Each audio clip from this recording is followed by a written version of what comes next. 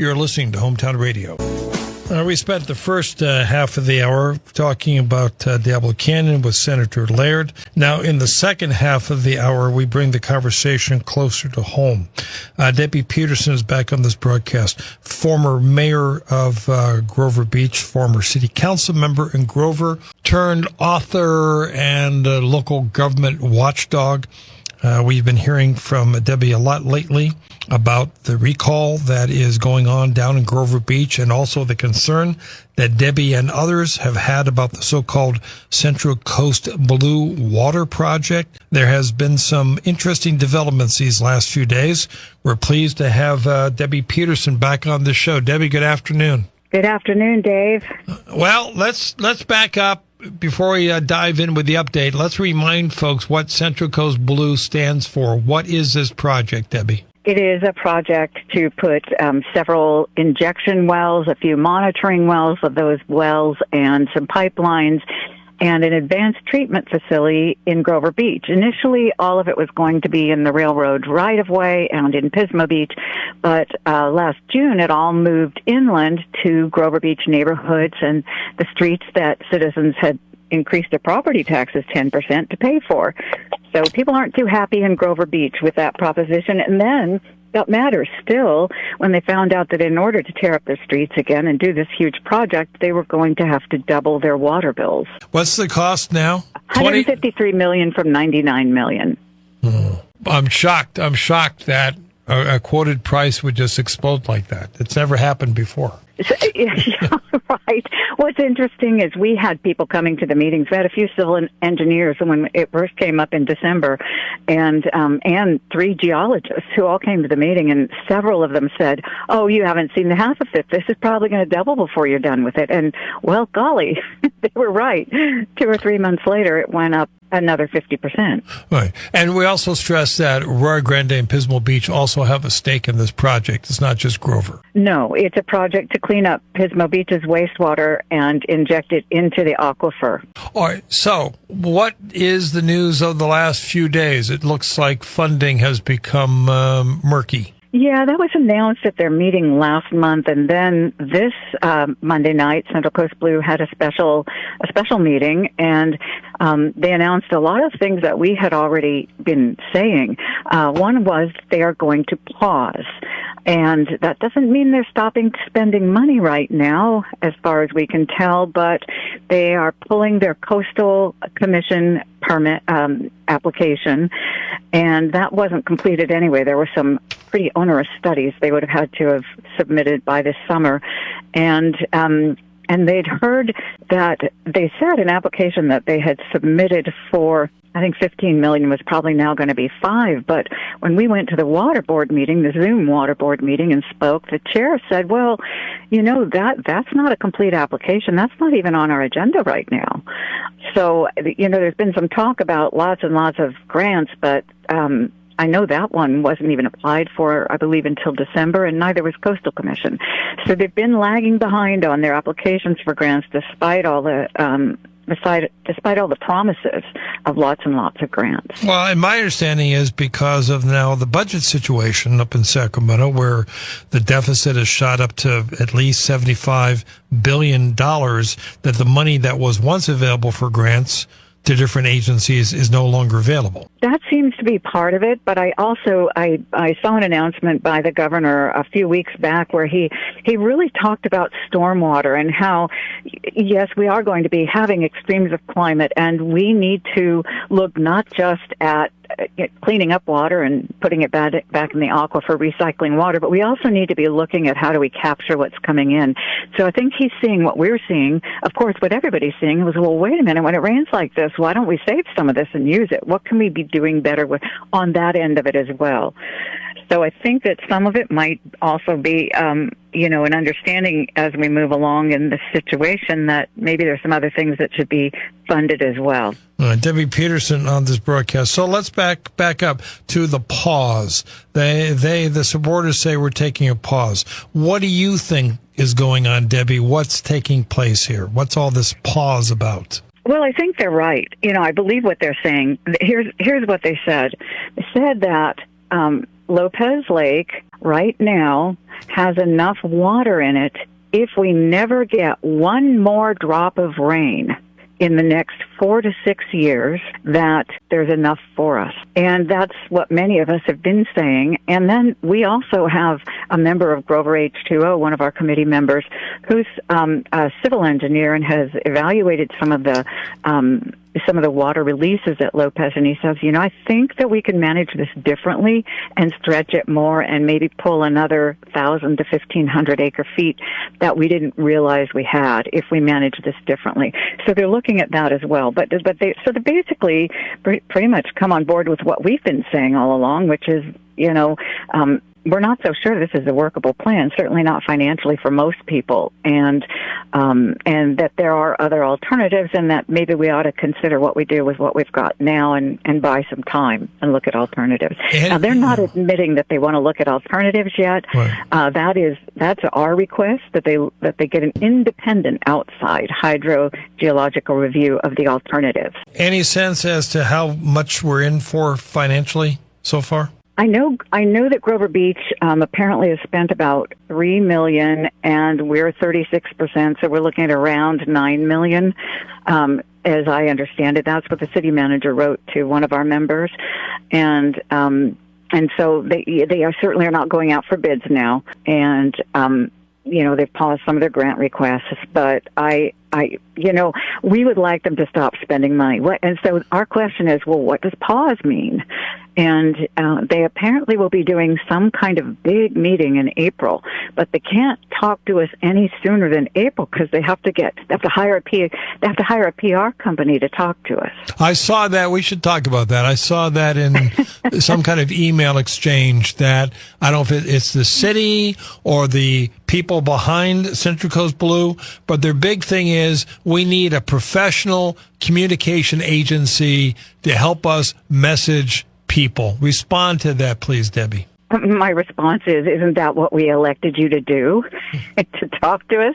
Just tell us the story. Just tell us the truth. And if you aren't competent to tell us about the project and what's going on, you shouldn't be in office. You shouldn't be in that position that you're holding on staff. Sounds like they just want to spend more money. Yeah.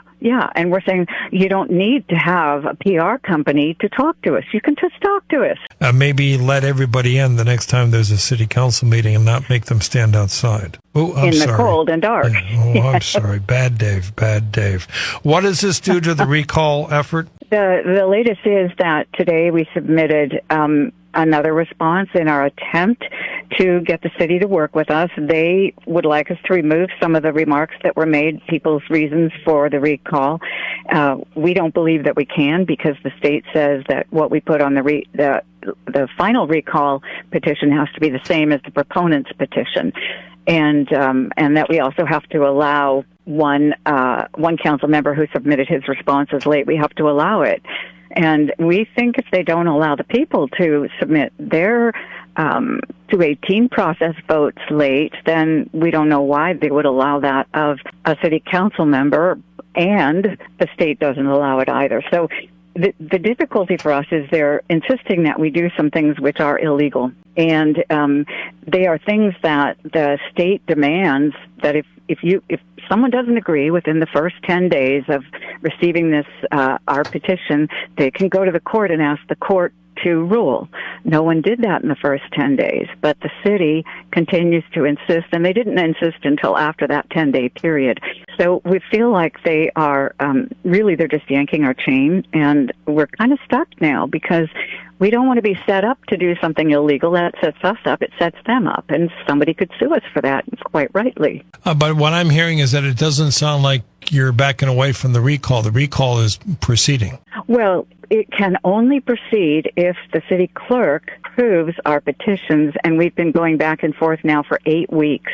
So she has successfully stopped us from having any kind of an early election, and soon we'll have made it impossible for us even to hit the November election. 805-543-8830 if you want in on this conversation with former Mayor Debbie Peterson, giving us the very latest on the Grover Beach recall and the status of the Central Coast Blue Water Project. Speaking of City Hall in Grover Beach. It's public knowledge that Matt Bronson applied to be the head guy at the county. What's going on there, Debbie? We don't have an answer yet. A few of us went up to the meeting on Monday where he was, actually we don't know, but where they were interviewing people or something. It was closed session, so we don't really know what was happening, but it was something to do with that, and expressed our concerns that he probably wasn't the man for the job. And several people wrote emails to that effect, as well as even calling their supervisors on that. So no answers on that yet. Apparently there will be an announcement soon, but we don't know.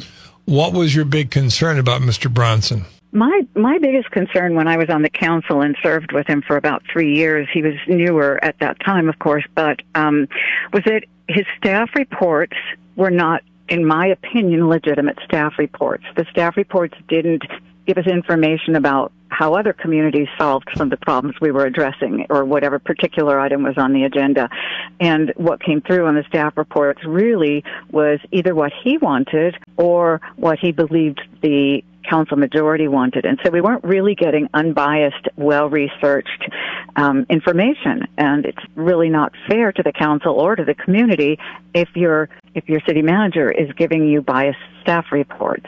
A listener on the Stolberg line wants to know if you have heard about the case out of Kansas City where Kansas City clerk was charged and terminated for obstruction and not doing her job. Wow. I know a lot about Kansas City. I grew up there, and my grandparents were part of taking down corruption there back in the 100 years ago. But I don't recall having heard that one, but I'll certainly check it out. That sounds interesting. Yeah. Well, but the obvious follow-up question there is there anything the public can do to get the city clerk to do her job? Get this on the ballot. Let people vote one way or the other. Yeah, and it's one of the things that it's an action that we actually took on Thursday. We proposed and filed a citizens ballot initiative to make the city clerk's position an elected position rather than a city council, city manager appointed position. And that way she would be able to act independently as he or she should and really be responsive to the people rather than responsive to her employer. Yeah, I mean, Debbie, I'm not going to pretend that you're speaking for the majority of Grover Beach residents. I have no idea, but you seem to have a sizable group of people, and it's not like you're just going to give up and go away. So I don't know why the city just doesn't say, okay, we'll put it on the ballot and let's have a debate. Let's have the people vote. And that's how it's supposed to be, and that's being obstructed, and that was what motivated that thought that, well, let's ask the community, would they rather vote for their city clerks than have their city clerk appointed by the council? And the same thing with the water rate increase, and certainly on the water rate increase, we have had over 3,800 voters and a few others who don't vote who have have either the whole household's written a letter or they've signed a petition. So out of 4,800 regular voters in Grover, 3,800 is a really big number. One of the consequences of all this, how about another R, how about retribution? How's your life down there lately? It's been a rough week, Dave.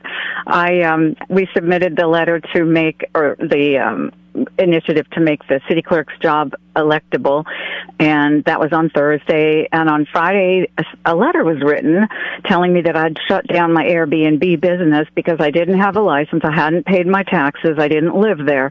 And of course, all of that information's at the city's fingertips, and I have that none of those things were true. And so I received that letter on Monday, and we've worked it out now. Everything's cool. We worked it out. But what happened really is initially when they started doing the short-term rentals in Grover Beach, I was in kind of a unique position with a mixed-use building, and they said, well, you just have to get a conditional use permit, and it only cost me $100,000 to do everything I needed to do to get it the way they wanted it to be. And then the folks there, the community development department said, you know what, you've got a lodging use permit now, and you're no longer a part of the short-term rental program, you're a lodging use. And everything was good. And so until there was a change of regime, and that guy retired, and his superintendent retired, and the new people changed their minds. And since they changed their minds, I was immediately then in violation, and so I had to shut down. So we worked it out. Everything's fine now. But the timing was interesting. And, it brings to mind when we think about what kind of a community and a future do we want for our kids? Do we want people to be afraid of retribution? And I think about this so often, and I hear so often from people, well, I'd love to sign that, but I'm scared to. I need a permit, or I need something from the city, and I'm afraid if I do that, I won't get it. And I think, what kind of an America is that?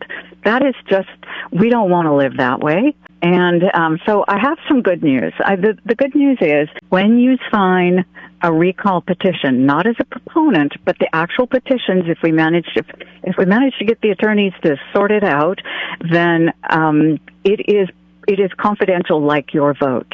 And so that will not be shared. And so that's a little bit of help. But the other thing is that there is power in numbers. There are a lot of us. And if you don't speak up, nothing ever changes. So I'm encouraging people, and that's why I'm mentioning this. I'm encouraging people to speak up, because if you expose it, if you don't face it, you can't fix it. We gotta face it. All right, let's go to Tony in Atascadero. Hey, Tony. It's tyranny. They're trying to keep you from doing anything, because if you do, they're going to target you.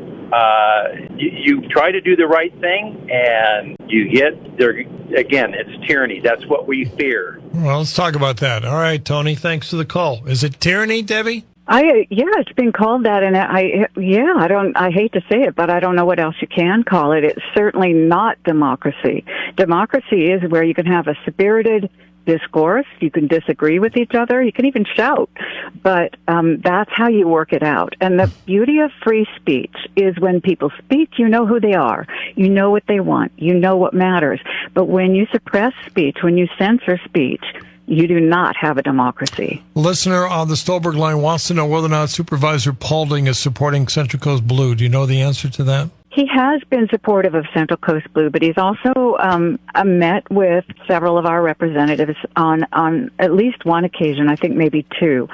So he is listening. All right, fair enough. And we appreciate people listening tonight. Debbie, put a plug in for your books, please. The Happiest Corruption, Sleaze, Lies, and Suicide in a California Beach Town, City Council 101, Leadership Secrets of Taylor Swift, and a few others, and they're all available on Amazon. And what's your website, please? It's DebbiePeterson.com.